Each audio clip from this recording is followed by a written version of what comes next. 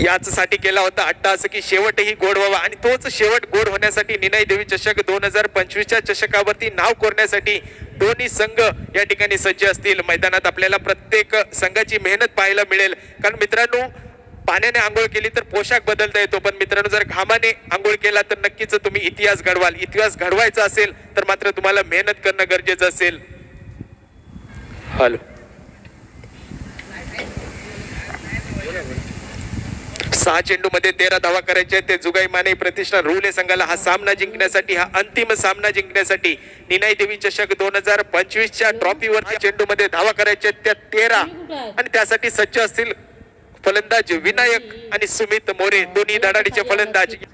यावेळी मोठा प्रहार विनायकच्या बॅट मधून चेंडू जातोय सीमा रेषा पार, षटकार। या खणखणीत षटकाराने मात्र विनायकने आपले इरादे स्पष्ट केलेत। हा निनाई देवी चषक 2025 चा ट्रॉफी आमच्याच नावावरती असेल आणि त्याच दिशेने वाटचाल करताना आपल्याला पाहायला मिळतोय तो विनायक, अर्थातच जुगाई माने प्रतिष्ठान रुले संघाचा